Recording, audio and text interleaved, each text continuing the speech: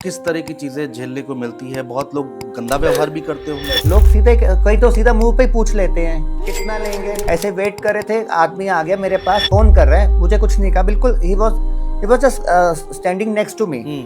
तो वो एक वल्गर बातें कर रहा था, आज का दिल कर रहा है 1000 रुपया दे दूंगा। ये पब्लिक की मानसिकता है, एक सोच है कि हम किन्नर सब्जेक्ट्स हैं। क्या बीतती होगी उस समय जब आपको इस तरह से बोला जाता है? कई बार दिल करता था सुसाइड करने। इनफैक्ट मैंने ट्राई भी किया था एक बार, तो मैंने अलविदा लिखा था फेसबुक पे, उन्होंने पोस्ट पढ़ के इमीडिएटली वो मेरे रूम तक आ गए थे रात को। Then he took me to the hospital and उन्होंने इलाज करवाया था। अच्छा, क्या किया था आपने उस समय? मैंने पॉइजन खा लिया। ये कहानी सिर्फ आपकी है या फिर हर किन्नर की है? ऑलमोस्ट हर किन्नर की है, ऑलमोस्ट। जब था मैं जाती थी तो तब अर्निंग्स का तो ऐसा है कि आप जितना चाहो कमा सकते हो। जब शरीर ही बेच रहे हो तो आप कितना भी बेच लो, उसकी कोई लिमिट नहीं है। जितना दर्द झेल सकते हो उतना पैसा। आते ही 100 में से 99 से भी ज़्यादा 99% से भी ज़्यादा बंदे दारू पी के ही आते थे। जास्तियाँ तो होती हैं, फिर जो दारू पी रखी उसे अपनी होश तो होती नहीं। ठीक बात है। सेम लाइक ओला और उबर, एक राइड आपने 300 की बुक की, ऐसा लगता है कार हमारी। कोई हिजड़ा कह के संबोधित करता है तो बुरा लगता है? पहले लगता था। This case we are helpless. घर में शादी हो रही है, 4 पैसे कम दिए, वो आके अपने कपड़े उतार दे। आप जो कह रहे किन्नर वहां जाके कपड़े उतारने की धमकी देते हैं, वो धमकी नहीं होती, वो कुछ ज्यादा तू मैं हो जाती है। बेबस होके वो एक आखिरी हथियार है। ना कोई किन्नर कपड़े उतारना चाहता है, ना कोई उतरवाना चाहता है। मैंने वर्क किया, मैंने सिग्नल्स पे, लाइट पे पैसे मांगे, गाड़ियों से, बसेस में मांगे।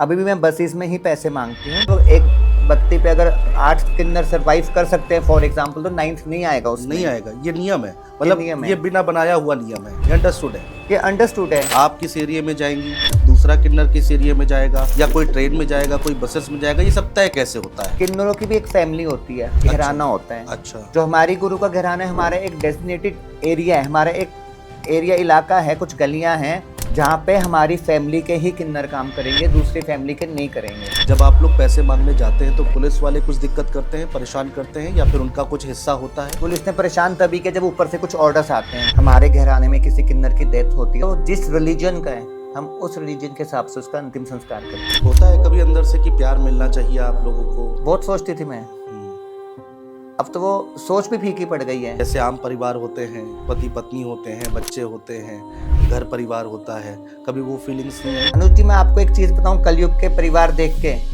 हम तो अपने आप को किस्मत वाले समझते हैं कि हम ऐसे हैं। पहले माँ बाप ने ना अपनाया मुझको, फिर इस जग ने ठुकराया मुझको। ताड़ी मारती 2 रोटी के लिए किरण, कई लोगों ने हवस का शिकार बनाया मुझको।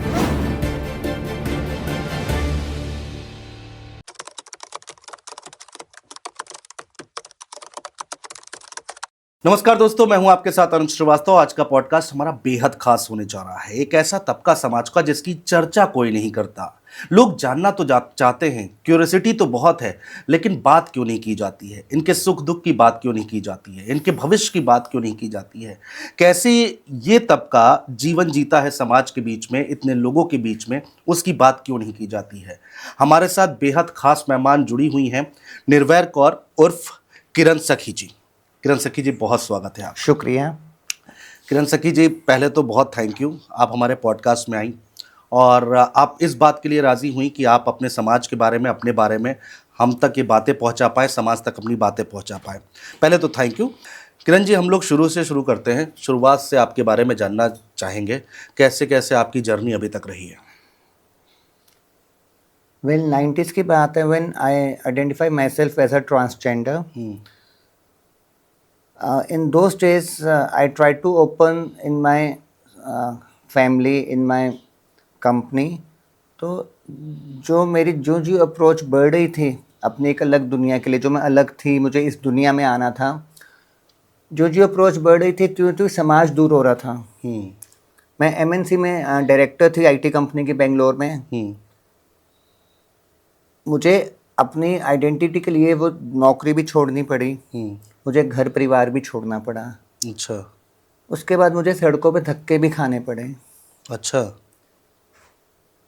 जो इनिशियल जर्नी थी वो एक बहुत चैलेंजिंग थी, बट एक जुनून था कि मुझे अपनी ज़िंदगी जीनी है, मुझे बहरूपियों की ज़िंदगी नहीं जीनी है।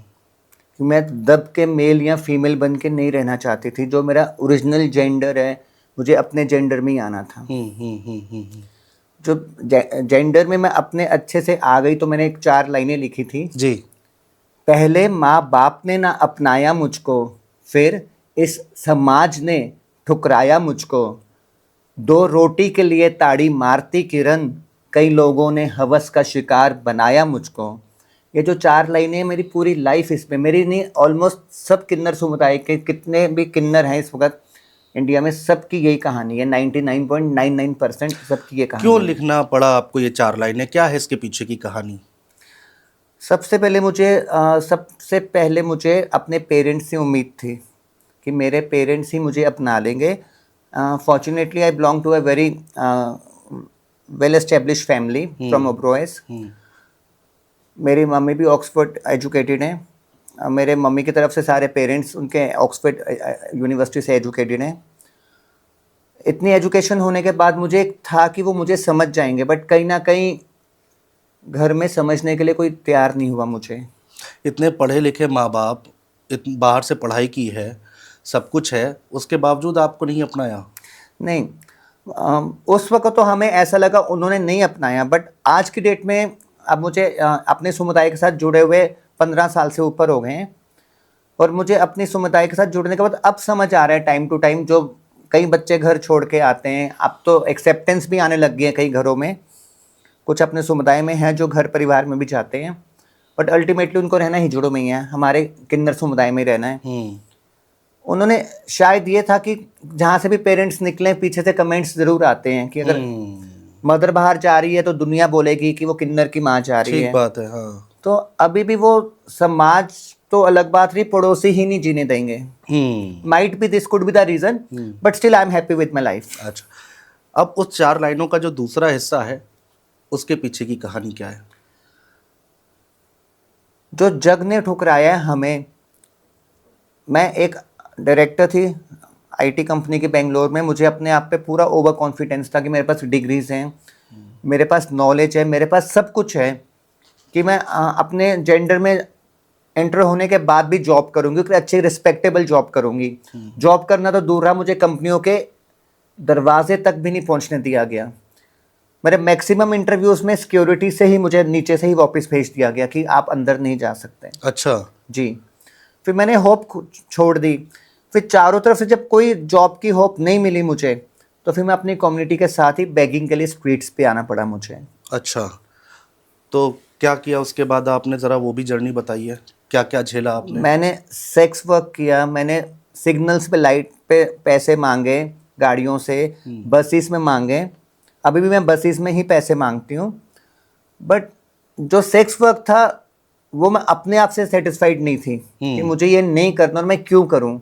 आप तो अच्छी खासी पढ़ी लिखी हैं। और 3 से 4 दिन सेक्स वर्क के काम पे जाने के बाद मैंने अपने गुरु से रिक्वेस्ट की, मैं कहा मुझसे काम नहीं होगा। तो my Guru is also a very educated person. तो उन्होंने कहा बेटा मैं भी नहीं चाहती थी कि तुम ऐसे काम करो। यकीन मानिए कोई गुरु किन्नरों में नहीं चाहती कि उसका चेला या उसका बच्चा जाके सेक्स वर्क करे। That is of the rules कि किन्नर इसे प्रमोट नहीं करते इस प्रोफेशन को। तो मैंने फिर टोल टैक्स पे मांगना शुरू किया। अच्छा। फिर अगेन आई बिकम अनकंफर्टेबल कि मुझे टोल टैक्स पे रात को नहीं काम करना, मुझे दिन में ही करना है। Then I start begging on the red lights. Red light पे बैकिंग के दौरान किसी ने मेरी पोस्ट डाली थी जो बहुत वायरल हुई थी, काफ़ी मीडिया कवरेज हुई थी। अनफॉर्चुनेटली वो दिलासे ही आए गवर्नमेंट की तरफ से कि आपके लिए हम कुछ करेंगे, बट कुछ भी नहीं हुआ। एंड ऑफ द डे आज मैं बसेस में भीख मांगती हूँ अपनी ज़िंदगी चलाने के लिए। आज की डेट में आप बसेस में जाती हैं और उन लोगों से पैसा मांगती हैं जी।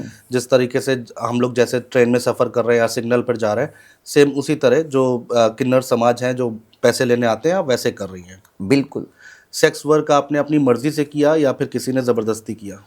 नहीं, कोई भी नहीं चाहता था कि मैं करूं किन्नर समुदाय में भी, और मुझे अपनी मर्जी से इसलिए जाना पड़ा। उस वक्त मेरे पास ऑप्शन कुछ नहीं थी। मुझे किन्नर समुदाय में आते सार मुझे 3-4 दिन का सर्वाइवल चाहिए था, और वो सबसे पहला रास्ता मुझे वही नजर आया था। तो 3-4 दिन के बाद ऐसा नहीं है कि मैं आज किन्नर समुदाय में आई, मैं आज एक लाल बत्ती पे खड़ी हो जाऊंगी, आज एक बस मांगने चले जाऊंगी, ऐसा नहीं होता। क्योंकि कुछ किन्नर पहले भी वहां मांग रहे होते हैं, तो किसी का भी हिसाब किताब जो होता है वो एक बत्ती पे अगर 8 किन्नर सरवाइव कर सकते हैं फॉर एग्जांपल, तो 9th नहीं आएगा उसमें। नहीं आएगा, ये नियम है, मतलब नियम है। ये बिना बनाया हुआ नियम है, ये अंडरस्टूड है। ये अंडरस्टूड है। हमारे जो फैमिली मेंबर्स खड़े होते हैं किन्नर समुदाय के, ऐसा नहीं होता कि जबरदस्ती किन्नर को घुसा दिया, एक्स्ट्रा किन्नर्स को घुसा दिया बेगिंग के लिए किसी भी चीज में, कि किसी की भी दाल रोटी पूरी ना हो पाए। वैसे भी मैं आपके एक नॉलेज के लिए बात बताना चाहूंगी, जो लाल बत्ती मांगते हैं, बसेस मांगते हैं, वो अधिक से अधिक बहुत अच्छी कमाई करने के बाद भी 3 या 4 दिन या मैक्सिमम हद ले लो तो 5 दिन का अपने पास बैकअप रख सकते हैं। इससे ज़्यादा सर्वाइवल नहीं है। इतने फाइनेंसिस नहीं है कि आज हम 1 हफ्ते के लिए घर बैठ जाए तो हम खाना खा लेंगे। 3 दिन खा पाएंगे, 4 दिन खा पाएंगे, बिना काम किए 5 दिन खा पाएंगे। और वहां पे भी अगर हम रश पैदा कर दें, ठीक बात है, तो उनका वो सर्वाइवल ही खत्म हो जाएगा। मुझे एक चीज़ समझाइए, लोग भी ये जानना चाहते हैं। आपने कहा कि भाई हम नहीं जा सकते, जहाँ 8 किन्नर है वहाँ पर 9वां किन्नर नहीं जा सकते वहाँ पर पैसे मांगने के लिए या फिर उस सिग्नल पर। तो ये सिस्टम कैसे चलता है, ये सिस्टम बना कैसे है? आप किस एरिया में जाएंगी, दूसरा किन्नर किस एरिया में जाएगा, या कोई ट्रेन में जाएगा, कोई बसेस में जाएगा, ये सब तय कैसे होता है? देखो, जैसे आप लोगों में एक फैमिली होती है, यस, आपके पेरेंट्स भी हैं, आपके वाइफ, आपके बच्चे, तो आप डिसाइड करते हो आपके बच्चे ने क्या करना है फ्यूचर में। आप उसी हिसाब से उसे उसी लाइन में ढालने की कोशिश करते हैं। हो सकता है बच्चा बड़ा होकर कुछ अलग लाइन में जाना चाहे तो आप उसे सपोर्ट करेंगे। हाँ ठीक है। आप इंजीनियर बनाना चाहते हैं, वो आईटी में जाना चाहते हैं, तो आप वैसे ही सपोर्ट करेंगे। इन अ सिमिलर वे किन्नरों की भी एक फैमिली होती है, घराना होता है। अच्छा, जो हमारी गुरु का घराना है, हमारा एक डेजिग्नेटेड एरिया है, हमारा एक एरिया इलाका है, कुछ गलियां हैं जहाँ पे हमारी फैमिली के ही किन्नर काम करेंगे, दूसरी फैमिली के नहीं करेंगे। अच्छा अच्छा, ये सिर्फ एक लड़ाई झगड़ा रोकने के लिए है। वरना ऐसे जैसे कनॉट प्लेस का पार्किंग है, हाँ, वहां पे सबसे अच्छी दाल रोटी निकलती है किन्नरों में जो बैगिंग करते हैं। अच्छा, अगर ऐसे एरियाज नहीं होंगे तो पूरे दिल्ली के किन्नर सीपी में पहुंचे होंगे। हाँ ठीक बात है। तो हमें अपने अपने एरिया मिले हुए हैं, जैसे अपने अपने आपके घर होते हैं। हाँ। आपका अपना एक ऑफिस है, आप उसी ऑफिस में बिजनेस कर रहे हो, हाँ। मतलब बिजनेस के तौर पे ऑफिस चला रहे हो या जॉब कर रहे हो। हाँ। तो आपको मालूम है आपकी वो लाइन है। वैसे हमारी एक लाइन है, हमारी गुरु का जो हमारा मेन एरिया होता है, हम उसी एरिया के अंदर अपनी रोजी रोटी कमाते हैं। अच्छा, आने जाने को, घूमने फिरने को हम कहीं भी जा सकते हैं, बट जो हमने 2 रोटी कमानी है वो अपनी गुरु के एरिया में ही कमानी है। बधाइयाँ लेने जो जाते हैं वो भी एरिया वाइज बंटे रहते हैं? हाँ जी, वो हमारे जैसे हमारी गुरु है, हमारी गुरु के घर से बधाइयों के लिए भी ढोलक निकलती है। कुछ बैगिंग्स के लिए भी जाते हैं। जैसे मैं लाल बत्ती पे आकर सेटल हुई थी, मैंने अभी आपको बताया। जी जी। तो मैंने अपनी गुरु से कहा था, गुरु मुझसे लाल बत्ती नहीं मांगी जा रही, मैं कंफर्टेबल रहूंगी बस इसमें मांगना। तो मेरी गुरु ने कहा था, बेटा तू एक काम कर, तुम आधा दिन लाल बत्ती मांग लो, आधा दिन बसेस मांग लो, फिर डिसाइड कर लो। Later I decided in few days कि मुझे बसेस में ही मांगना है। तो it's being more than 7 years कि मैं बसेस में ही मांग रही हूँ। जब आप लोग जाते हैं कहीं पर पैसे मांगने के लिए या तो बधाइयाँ लेने के लिए बसेस में, रेड लाइट्स पर, तो किस तरह की चीज़ें झेलने को मिलती है? बहुत लोग गंदा व्यवहार भी करते होंगे। बहुत लोग गंदा व्यवहार नहीं करते, बहुत से भी ज़्यादा लोग गंदा व्यवहार करते हैं। अब तो फिर भी कुछ चेंजेस आनी शुरू हुई हैं। मैं अपने ऊपर एग्जांपल लेती हूँ। मैं नजफगढ़ एरिया में डीटीसी बसेस में मांगती हूँ। तो पिछले 7 साल से मैं मांग रही हूँ बसेस में। अब वो लोकल सवारियाँ जो डेली पैसेंजर्स हैं वो भी जानने लग गए। मैं कभी नहीं भी 2-3 दिन नज़र आती तो पूछ लेते हैं कि किरण आप कैसे हो, आप नज़र नहीं आए। अच्छा, ऐसा भी, बट वो एक गुडविल खुद बनानी पड़ी। बट उस गुडविल के लिए कई सैकड़ों बार जलील भी होना पड़ा। वो सबसे पहली नज़र में हम सेक्स ऑब्जेक्ट हैं, क्योंकि बहुत इजी रिबर्टल्स हैं पब्लिक के लिए कि हमें कुछ गलत कह दिया, अगर हम आगे से उनके साथ बहस करेंगे तो हमारे कसूर निकलेगा। तो आप पूछ रहे हो, बहुत लोग हमें मतलब तंग करते हैं, गलत करते हैं, जलील करते हैं, और बहुत करते हैं। कभी किसी तरह का कोई ऑफर आपको ऐसा आया कि भाई आप जो है गंदे तरीके से या अच्छे तरीके से? अभी भी आते हैं, इस एज में भी मैं 50+ हो गई हूँ, अभी भी आते हैं। क्या कहते हैं लोग? लोग सीधे, कई तो सीधा मुंह पे ही पूछ लेते हैं कितना लेंगे। अभी रिसेंटली एक आपके पॉडकास्ट में बात बताती हूँ, इसी वीक की बात है, हार्डली 4-5 दिन पुरानी बात है। I was waiting for the bus कि बस आएगी तो मैं चढ़ूंगी। जैसे हम एक बस में चढ़ गए, मांगा, नेक्स्ट स्टैंड पे उतर गए, फिर हम नेक्स्ट बस की वेट करते हैं। और वेट करने में क्या होता है, हम अपने हिसाब से बस को देखते हैं कि सवारियां कम ना हो या ओवर क्राउडेड ना हो कि जिसमें हमें मांगने में प्रॉब्लम आए। ऐसे वेट कर रहे थे, आदमी आ गया मेरे पास, फोन कर रहा है, मुझे कुछ नहीं कहा, बिल्कुल he was just standing next to me. तो वो एक वल्गर बातें कर रहा था, आज लेने का दिल कर रहा है, 1000 रुपया दे दूंगा। He pretend to be on a phone, but वो मेरे साथ इंटरेक्टली कर रहा था। जब मैंने उसे घूरा, मैंने कहा बाबू आप यहाँ से जाओ, मुझे सही नहीं लग रहे आप।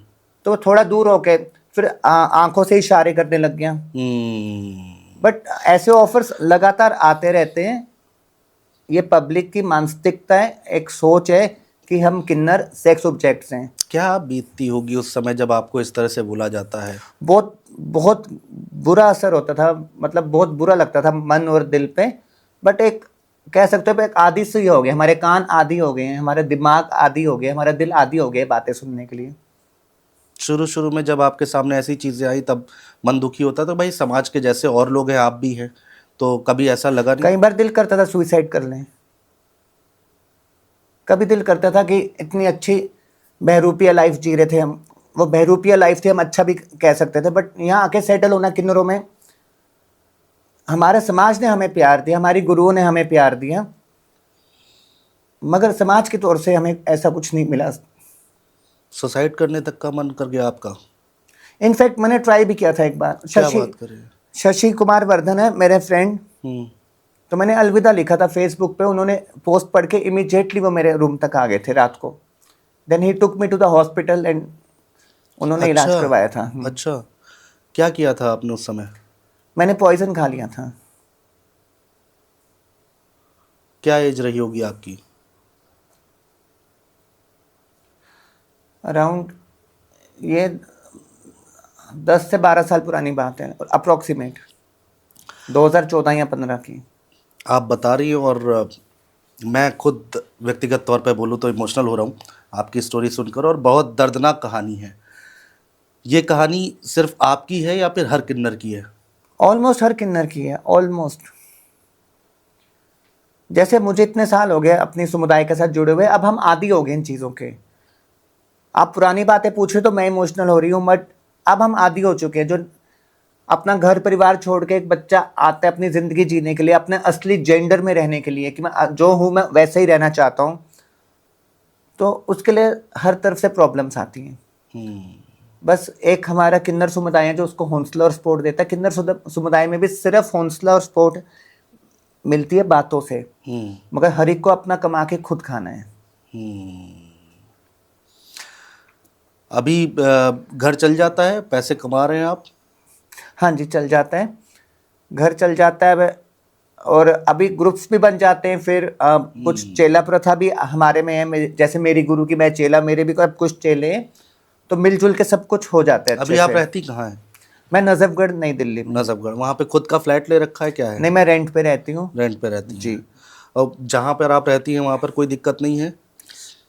अभी 1 साल में मुझे 2 बार मकान खाली करवा दिया। अभी एक आर्मी ऑफिसर का मकान लिया था, और उन्होंने 2 दिन के बाद मुझे आकर कहते कि नेबर सर ऑब्जेक्टिंग, आप खाली कर दो।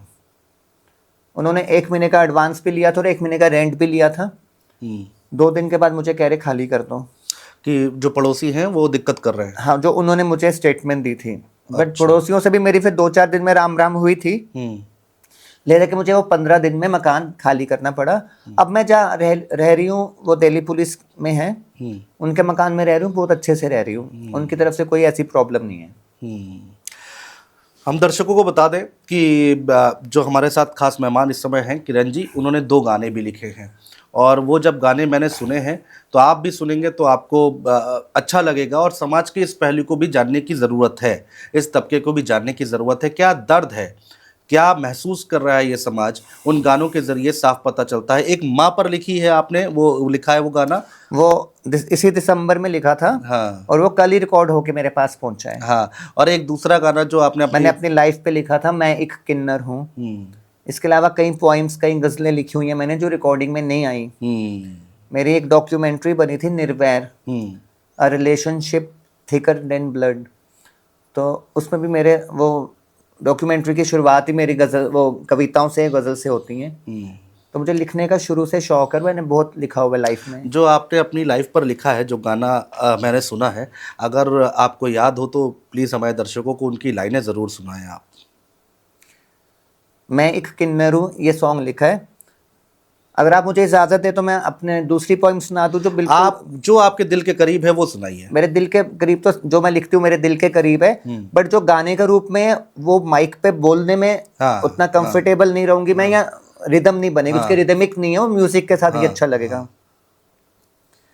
ये एक पहचान है मेरी। तो ये पहचान बनाने के लिए हमने क्या कुछ नहीं लुटाया लाइफ में, घर परिवार सब कुछ। तो उस पर मैंने लिखी थी, मैंने 1997 में लिखी थी। लुटा दी दौलत और शोहरत बस अपनी एक पहचान बनाने को, पहचान तो बना ली रहा ना साया दुख सुनाने को, पहचान बनते ही मुश्किल हुआ इस दुनिया को समझाने को, मेरा शरीर शरीर है कोई सराय नहीं रात बिताने को, कोई हंसता है मुझ पर कोई रुलाता है मुझको, कोई हंसता है मुझ पर कोई रुलाता है मुझको, कोई खुद मुझ पे रोया वो थी मेरी माँ, जिसने एक पल ना दिया मुझे खुद को समझाने को। कैसे कटते हैं मेरे दिन और रात ए खुदा, कोई तो मिला दे ये बताने को। क्या बात है, क्या बात है। Thank you. ये फीलिंग्स जो जिनके अंदर है वही मतलब लिख सकते हैं और लोग समझ सकते हैं कि आखिर आप लोग क्या सोचते हैं और कितना कटा हुआ समाज से महसूस करते होंगे। ये मैं समझ सकता हूँ, आपकी बातों में वो दिखाई दे रहा है। बहुत सारी गलतफहमियां किन्नर समाज को लेकर हैं। लोग डरते बहुत हैं, कुछ लोग हैं जो डरते बहुत हैं किन्नर समाज से कि भाई घर में शादी हो रही है, 4 पैसे कम दिए वो आके अपने कपड़े उतार देंगे। ये क्या है, इसके पीछे की वजह क्या है, इसको कैसे समझें? मैं आपको ये क्लियर करना चाहती हूँ, सबसे पहले जो कपड़े उतारने की किन्नरों की बातें होती हैं, ये आप पहले इंसान नहीं हो जो मुझसे पूछ रहे हो, लगभग हर कोई हर दूसरा या तीसरा एक्चुअली पूछता मैंने है। इसलिए पूछा क्योंकि समाज में इस तरह की बातें होती मैं हैं इसको और clear ये करना गलतफहमियां चाहूंगी। दूर होनी चाहिए। हाँ जी, मैं दूर करती हूँ उसको। सबसे पहली बात, मैं आपको पूरा एक हमारी जो हियरार्की है उसके हिसाब से समझाती हूँ। हमारे किन्नर समुदाय के, मान लीजिए आपके घर में 5 किन्नर आए बधाई लेने के लिए, ठीक है, उनके साथ एक ढोलक वाले हैं एक बाजे वाले हैं, और इसके अलावा 2 प्लस कर लीजिए। हाँ, और हाँ। अब 5 तो 7 2 9। फॉर एग्जाम्पल आप उनको 11,000 बधाई देते हैं तो वो आपस में डिस्ट्रीब्यूट करेंगे सब बराबर की। अच्छा। तो आपने अगर 11,000 दे दिया तो हार्डली एक के हिस्से 1,000 आएगा या 1,050 रुपये आएंगे या 1,100 आएगा। Right, this is the first thing. तो वो कंपेल आपको क्यों करते हैं? जो बधाई मांगने जाते हैं किन्नर, वो रेड सिग्नल्स पे नहीं जाते, वो सेक्स वर्क में बिल्कुल भी नहीं जा सकते। अपार्ट फ्रॉम दैट वो बसेस ट्रेन्स में नहीं जा सकते। उनकी पूरी जिंदगी आपके दी हुई बधाई पे ही डिपेंड करती है। The first thing. The second thing, साल में 365 दिन में से 200 दिन से ऊपर या 200 दिन मिनिमम किन्नर खाली हाथ घर जाते हैं, वो बिना बधाई के। अच्छा। उनको भी पूरे साल को मेंटेन करना है, फाइनेंशियली भी, फूडिंग में भी, शेल्टर में भी, हर चीज में। नंबर 1। नंबर 2, आप जो कह रहे किन्नर वहां जाके कपड़े उतारने की धमकी देते हैं, वो धमकी नहीं होती, वो कुछ ज्यादा तू मैं हो जाती है। बेबस होके वो एक आखिरी हथियार है। ना कोई किन्नर कपड़े उतारना चाहता है ना कोई उतरवाना चाहता है, बट वो एक ईगोस आ जाती हैं कि जैसे आपके घर में बधाई लेने आए, आपने 2 माँ बहन की गालियां दे के पहले बाहर सी। I was there in Neemrana. तो वहां पे जब बधाई के लिए गए थे तो वहां पे अभी बेल मारी ही थी, उनके घर बच्चा हुआ था लड़का। तो छत पे से देख कर कह रहे चोर आ गए, डाकू आ गए, लुटेरे आ गए। अच्छा। तो this is not the way. ऐसे ऐसी चीजें आप, मतलब मैं दुनिया को कहती हूँ जो ऐसे ऐसे चीजें पूछते हैं हमसे, उनको ये भी पूछिए कितने घर हैं जो किन्नर 101 रुपए बधाई लेके आए हैं, 51 रुपए बधाई लेके आए हैं। वो उस चीज़ों का जिक्र कोई नहीं करता। नहीं करता। एंड वन मोर थिंग, बहुत भाग्यशाली हैं वो घर जहाँ किन्नरों के कदम पड़ते हैं। उन घरों को जो सूने पड़े हैं, जिनके बच्चे नहीं हो रहे, वो कैसे तरसते हैं कि किन्नरों के कदम पड़े, हमारे घर में भी कोई बच्चा आए। ठीक बात है। आप लोगों को ये आशीर्वाद मिला हुआ है। लोग कहते हैं कि भाई अगर आपका आशीर्वाद मिल जाए दिल से तो जीवन सफल हो जाता है। दांत में सिक्का दबा के देते हैं आप लोग? जी, काट के देते हैं। अच्छा, क्या है वो? वो एक परंपरा है हमारी। हम्म। जो हम दांत से सिक्का काटते हैं वो हमारी जबान के साथ टच होता है। हम्म। और जैसे किन्नर के जो भी आशीर्वाद हम जबान से बोलते हैं, तो वो एक परमानेंट चीज़ बन जाती है जो लोग लेते हैं। एक वो रामराज से परंपरा चली आ रही है। अच्छा। पहले धातु होते थे, फिर सिक्कों की बारी आई। हम्म। 1 रुपए का सिक्का सबसे लक्की माना जाता है। हम्म। और आज के टाइम में 2 रुपए का सिक्का भी चलता है, क्योंकि 1 के सिक्के की अवेलेबिलिटीज भी बहुत कम है। ये टाइम टू टाइम धातु चेंज होता रहा, बट परंपरा यही चलती रही। जी। अच्छा, दूसरी बात, कहते हैं कि भाई किन्नरों की तालियों में बड़ी शक्ति होती है।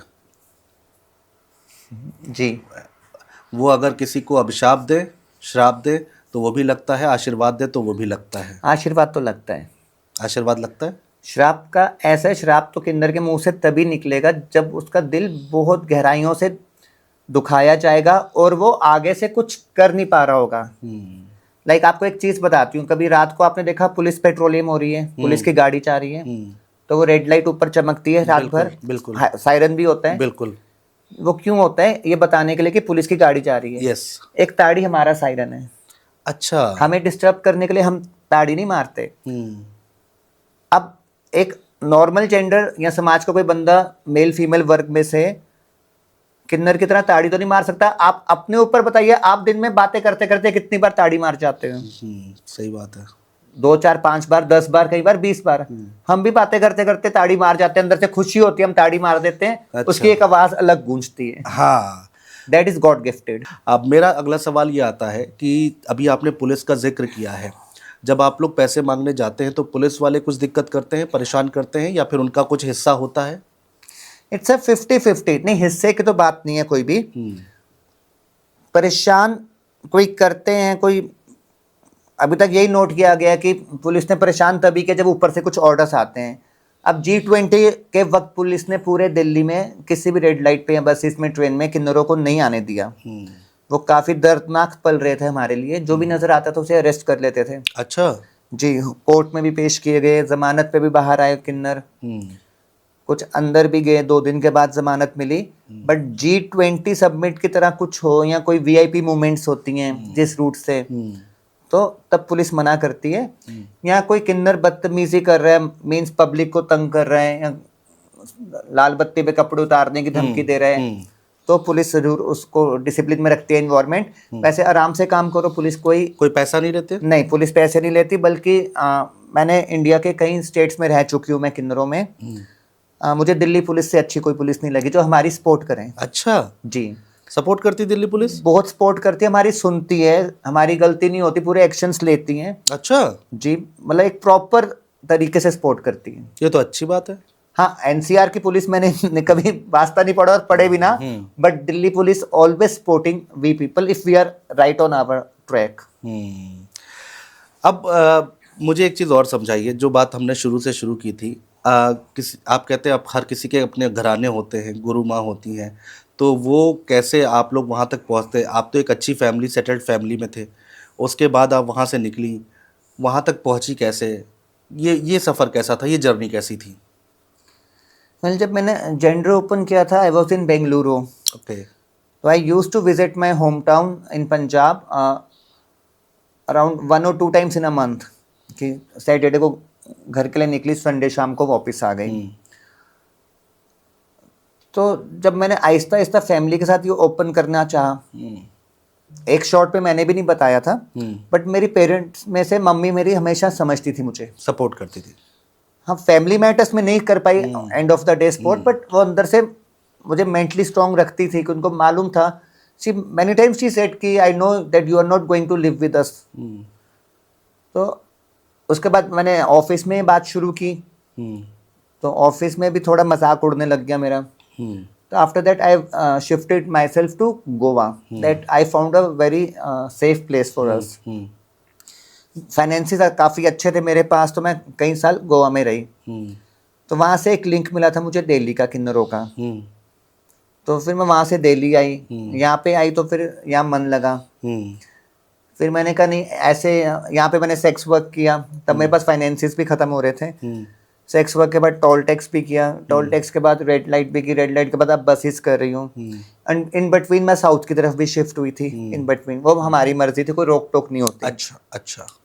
साउथ की तरफ मैं शिफ्ट हुई थी, तो मुझे वहाँ पे इतना कंफर्टेबल जोन लगा नहीं जितना कंफर्टेबली हम दिल्ली में रह सकते हैं। So then I come back again to Delhi. तो वो जो आपकी गुरु माँ मिली या फिर जो आपका घराना मिला, वो कैसे मिला, मैं ये जानना चाहता हूँ। जी, मैं जिन किन्नरों का मुझे रेफरेंस मिला था, मैं उनके पास आई थी, फिर उनका चेला बनी। फर्स्ट ऑफ ऑल, हर किन्नर के ऊपर एक गुरु का हाथ जरूर होता है। कोई किन्नर अनाथ नहीं होता, जब तक उसकी गुरु बैठी है वो अनाथ नहीं कहलाएगा या बेघर नहीं कहलाएगा। तो मैं उनकी चेला बनी, तो वह उसी घराने में आ गई। मुझे तो उसके बाद पता चला था घराना सिस्टम क्या होता है। अच्छा, तब आपको समझ में आया और तब से आप इनके साथ हैं, हाँ टच में हैं। जी, सपोर्ट मिलता है? हाँ जी, बिल्कुल, बहुत पॉजिटिव सपोर्ट। मेरी गुरु खुद बहुत अच्छी एजुकेटेड हैं, ग्रेजुएट हैं वो भी, और बहुत तो बिल्कुल फैमिली की तरह रखती हैं। जो किन्नर सेक्स वर्कर कर रहे हैं, सेक्स वर्क कर रहे हैं, कितना उनको इनकम होती है या फिर कितना लोग पैसा चार्ज करते हैं या देते हैं, क्या है उसका हिसाब किताब, अगर आप बता पाएँ तो?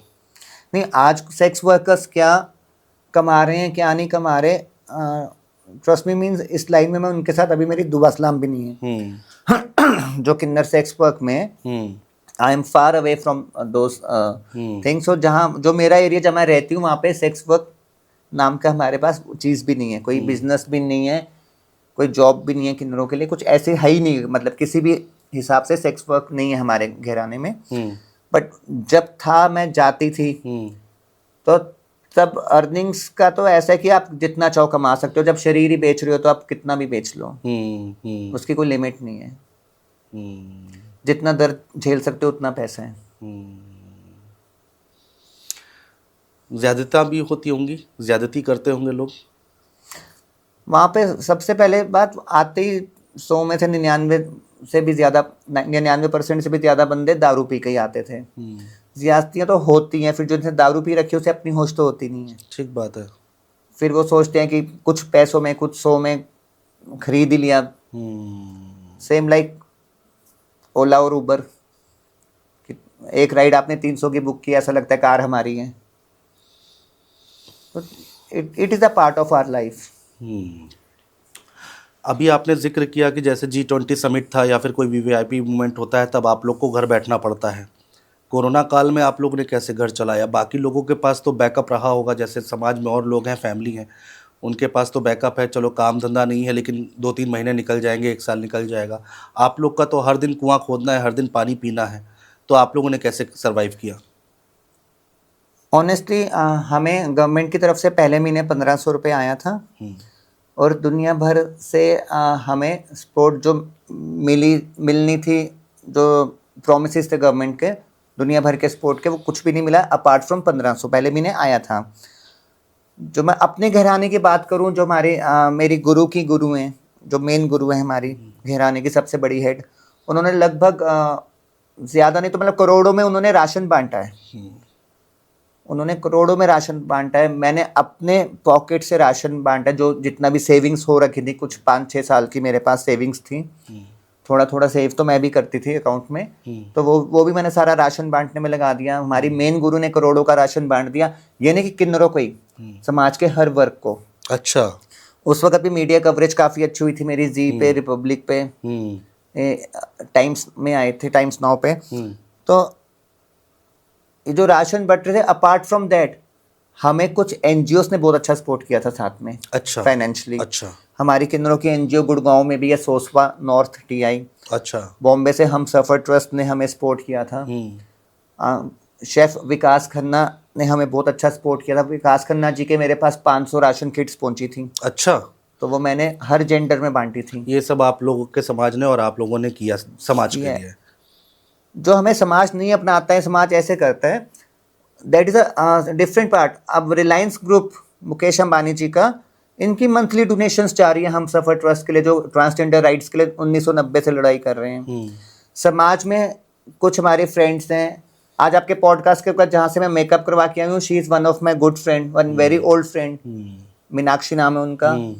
तो उनके साथ मैं, जैसे फैमिलीज में हम लड़ते हैं, उनके साथ मैं लड़ती हूँ, उल्टा सीधा भी बोल देती हूँ, तो भी हंसते रहते हैं, वो भी मेरे साथ लड़ लेती हैं।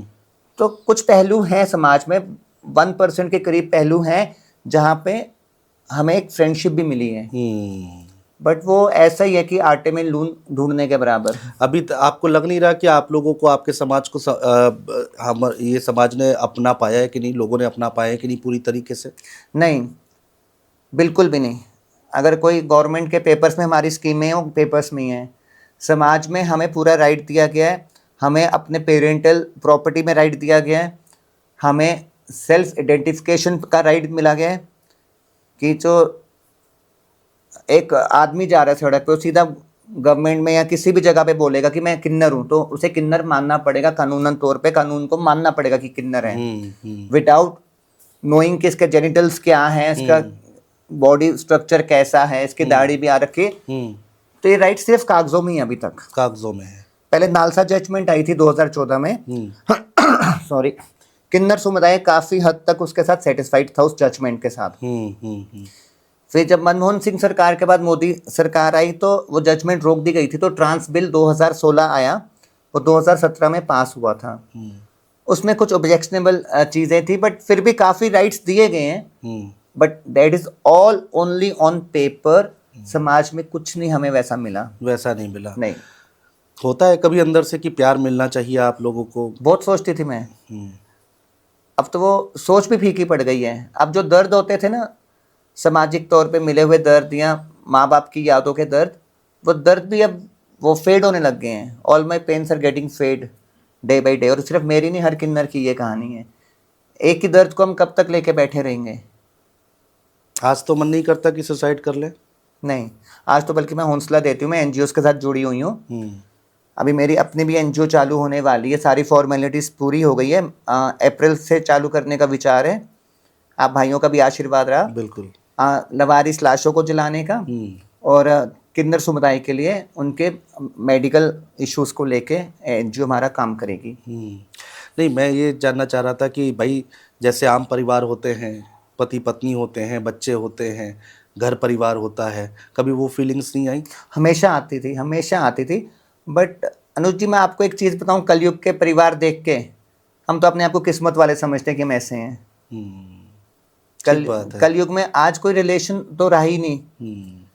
दिन में कम से कम मेरे से 100 से ऊपर आदमी या औरत आशीर्वाद लेते हैं, उनमें से 50% से ऊपर मैरिटल प्रॉब्लम्स ही हैं।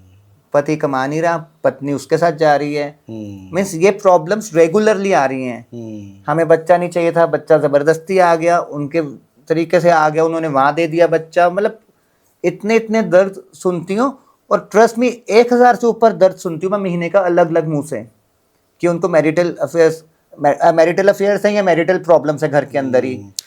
कुल मिला के पति पत्नी के झगड़े के ज़्यादा आपके सामने ऐसे लोग आ रहे हैं। तो हम खुश नसीब हैं, शायद इस चीज़ में हम खुश नसीब हैं कि हम इन प्रॉब्लम्स में से नहीं समझ निकलने पा रहे। मगर बच्चों की तो किसको चाह नहीं होती।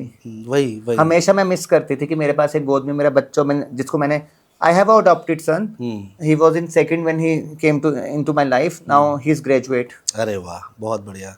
तो शायद इसी साल सब ठीक रहा तो उसको थोड़ा एक शॉप भी शुरू करके दूंगी मैं। अरे वाह, बहुत बढ़िया।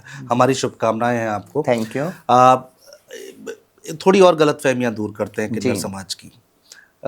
बहुत सारे लोग बताते हैं कि भाई जब किसी किन्नर की मौत हो जाती है, उसके बाद का जो प्रोसेस है, किन्नर समाज चप्पलों से पीटता है, इस तरह की बातें आती हैं। ये मिथ है। क्या है सच्चाई? इट इज़ 100% मिथ है, ऐसा कुछ नहीं होता। अच्छा। हमारे घराने में किसी किन्नर की डेथ होती है तो पहले हमारी कोशिश ये रहती है कि हम उन्हें, उसके पेरेंट्स को इन्फॉर्म करें, उसके घर में इन्फॉर्म करें, क्योंकि मैक्सिमम किन्नर घर परिवार छोड़ के आए हुए हैं। बिल्कुल। अगर उनके पेरेंट्स तक नहीं पहुंच सकते तो जिस रिलीजन का है, हम उस रिलीजन के हिसाब से उसका अंतिम संस्कार करते हैं। अच्छा, जैसे मुस्लिम्स हैं तो उनको दफनाया जाएगा, क्रिश्चियन है तो दफनाया जाएगा, हिंदू सिख हैं तो उनको जलाया जला जाएगा। जाएगा। तो ये पूरा करते, ये सब बेकार की बातें हैं जो लोग समाज में करते हैं कि इस तरह से। नहीं, ये मिथ्स हैं। और किसी के घर किन्नर पैदा हो और किन्नर उसे जबरदस्ती ले जाएंगे, ये भी मिथ है। मेरा अगला सवाल यही था। क्योंकि बिल्कुल। 2 सवाल बिल्कुल सिमिलरली हमें हाँ। हमेशा सुनने को आते हैं। हाँ। सर ये बिल्कुल मिथ है, इसमें कोई सच्चाई नहीं है। अच्छा। किसी के घर में किन्नर पैदा हुआ है, फर्स्ट ऑफ ऑल किन्नर पैदा होगा तो 5 लाख में से एक बार में पहचाना जाएगा, एक बच्चे पहचाना जाएगा on the time of birth okay. कि ये किन्नर है। हाँ। साइंटिफिकली जो डॉक्टर्स कहते हैं वो 6 साल से 14 साल की उम्र तक मालूम चलेगा कि किन्नर है। अच्छा, आपको कितने साल में पता चला था? मुझे अपने आप की तो फीलिंग शुरू से थी, जो मुझे छुपाना शुरू किया घर में कि स्कूल जाना है, स्कूल से आना है, इधर उधर नहीं जाना। मैं आई was in 7th standard that time. पता चल जाता है शुरू से ही, पता कि चल जाता है ऐसे शुरू ऐसे से। प्रॉब्लम है। और उसके बाद फिर अगर कोई पेरेंट्स उस बच्चे को अपनाना चाहे, पालना चाहे, आगे बढ़ाना चाहे, तो किन्नर समाज उसमें कुछ नहीं दिक्कत करेगा। कोई दिक्कत नहीं करता सर, ये बिल्कुल कहानी है। हम्म, बल्कि जो अपने पेरेंट्स के साथ किन्नर है, हमें तो अंदर से खुशी होगी कि कोई माँ बाप के साथ तो है अपने। अच्छा, बड़ा हर समाज में या फिर हर तबके में आप किसी भी सेक्टर में ले लीजिए, बहुत सारी दिक्कतें पैदा करते हैं लोग। जैसे कि भ्रष्ट लोग होते हैं किसी अफसर में, या फिर कोई पॉलिटिशियन है वो भ्रष्ट है। वैसे ही किन्नर समाज में भी बहुत ऐसे गलत लोग होंगे जो चोरी चकारी करते होंगे या फिर अपने किन्नर होने का फ़ायदा उठाते होंगे, ऐसा है क्या? सो देखो, चोरो चकारी का तो जो किसी को डिस्टर्ब करना, चोरी करना, चकारी करना, किसी को बेवजह तंग करना, तो हमारा समाज इन चीज़ों को बर्दाश्त नहीं करता। और सबसे बड़ी बात कि कोई किन्नर चोरी चकारी करेगा या तंग करेगा, किसी को, सोसाइटी को डिस्टर्ब करेगा, किसी का तो वो चेला होगा ही होगा, उसके कोई गुरु होगा। और कोई गुरु नहीं चाहता कि मेरा चेला कभी ऐसा काम करे। तो ठीक है, पुलिस केसेस भी होते हैं किन्नरों पे जो गलत करते हैं, और हम कभी, हमारी कम्युनिटी कभी सपोर्ट नहीं करती। जो गलत काम करके पुलिस ने अरेस्ट किया, जेल में गया, हमारी कम्युनिटी बिल्कुल उनके पीछे नहीं जाती। ये जो पैसा आप लोग कमाते हैं वो घराने में भी देते हैं, उसमें हिस्सा होता है? नहीं, ये सिर्फ आपका है? ये जो कमा रहा है उसका है।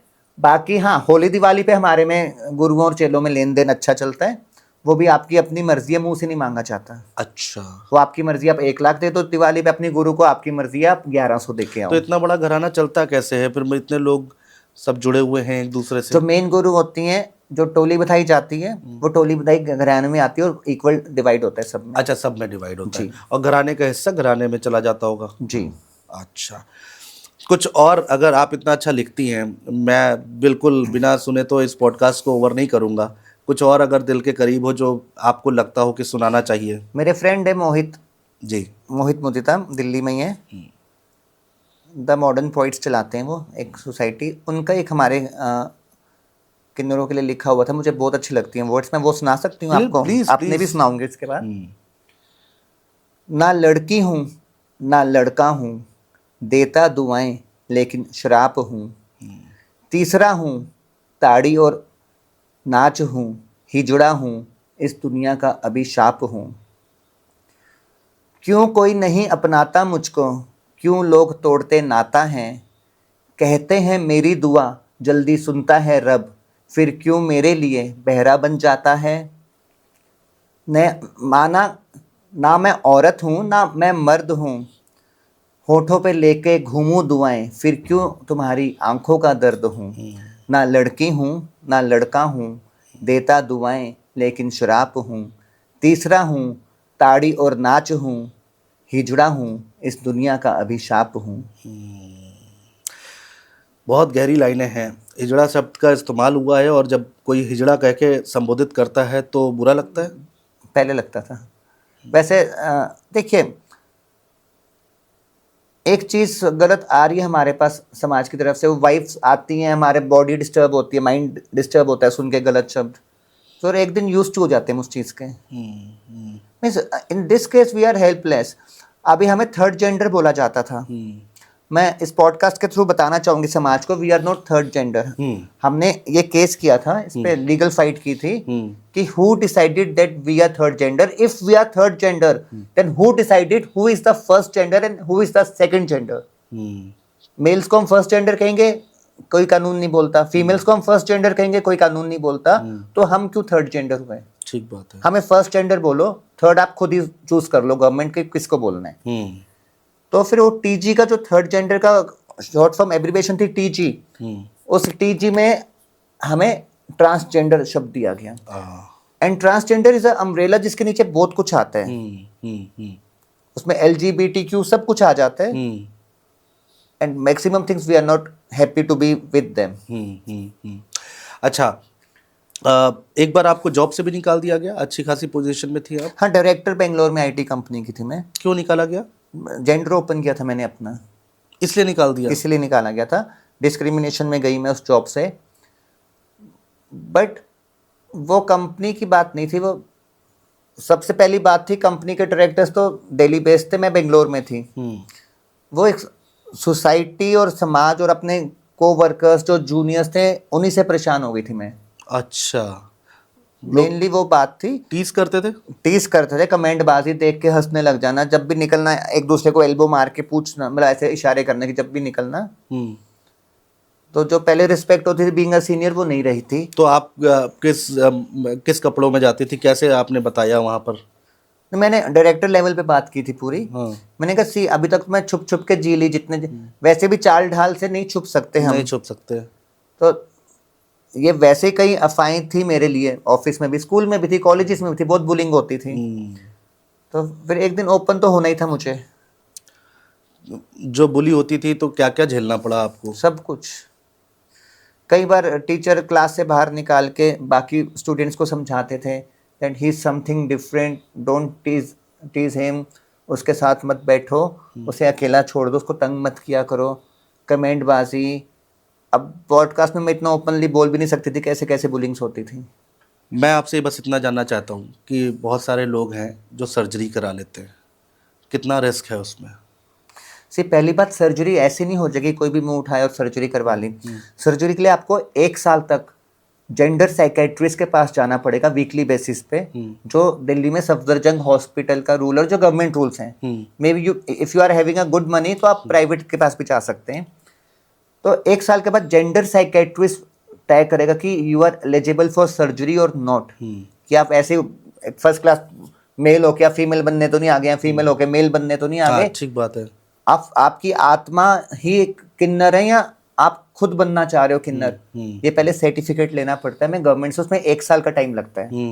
तो अगर वो सर्जरी के लिए यस हो जाती है फिर आप गवर्नमेंट से भी करवा सकते हो फ्री ऑफ कॉस्ट, और आप पे करके भी प्राइवेट डॉक्टर से करवा सकते हैं। अच्छा, आखिर में हम चूंकि आखिरी पड़ाव पर हैं तो आखिर में आपकी लाइनें ज़रूर सुनेंगे जो आपके दिल के करीब है। अगर कुछ सुनाना चाहें हमारे दर्शकों को, अपनी फीलिंग्स बयां करना चाहें, या फिर कोई बात ऐसी जो इस पॉडकास्ट में मेरे से छूट गई हो तो आप प्लीज़ कह सकती हैं। सबसे पहले मैं इतना कहना चाहूँगी समाज को कि हम किन्नर एक इंसान है, you know, transgender are also human being. बिल्कुल। तो जब भी वो देख के इग्नोरेंस करते हैं, जैसे हम कभी किसी को हम तंग करने नहीं चाहते, बद्दुआ देने नहीं चाहते, हमसे कुछ जाने अनजाने में गलत होता है, उसके पीछे भी हमें कहीं ना कहीं मेंटली टॉर्चर किया गया जाता है। बस इतने समाज को बोलना चाहूँगी कि बस एक हम इंसान हैं, इंसानों की तरह हमें देखें, हमें भी समाज की लय में आना है, हमें भी समाज की तरह खुल के जीना है। मेरे दिल के पास, तो मैं दिल वाले ही अपनी एक गज़ल के 2 पैराग्राफ सुनाती हूँ। प्लीज़। ये मैंने लिखी थी 90s में लिखी हुई है। एक बात हम सच कहते हैं, हम आपके दिल में रहते हैं, हमें याद जब उनकी आती है तो आँखों से आंसू बहते हैं। एक बात हम सच कहते हैं, हम आपके दिल में रहते हैं, तरसी नज़र को दीदार दे ए खुदा, मुझको चांद जैसा एक यार दे ए खुदा, कैसे कटते हैं मेरे दिन और रात, ये बताने को एक यार दे ए खुदा। क्या बात है, क्या बात है। जो मेरे लाइफ का प्रॉपर शेर था, जिसे हम शेर कह सकते हैं, जो सबसे पहला शेर था वो जो मैंने लिखा था, टूटा फूटा तो बहुत लिखा था, बट जो स्पेशल, जो रिकॉर्डिंग में सबसे पहले आया था वो था, ये मेरे दिल के पास ही रहेगा ये शेर। शेर नहीं दर्द लिख रही हूँ, तन्हाई में जीना सीख रही हूँ, वफा करके भी हम बेवफा रहे, वफा की मांग भीख रही हूँ। क्या बात है, it was my first ever शेर जो एक प्रॉपर रिदम में लिखा गया क्या था। बात है, क्या बात है। बहुत अच्छा लगा आपसे बात करके। हमारी तरफ से आपको शुभकामनाएं। आपका समाज, किन्नर समाज समाज में बहुत अच्छे काम भी कर रहा है और उनको आप आगे बढ़ाइए, आगे बढ़ते रहिए। तो बहुत शुक्रिया हमारे स्टूडियो आने के लिए, बहुत बहुत शुक्रिया आपका। बात करने के लिए बहुत शुक्रिया।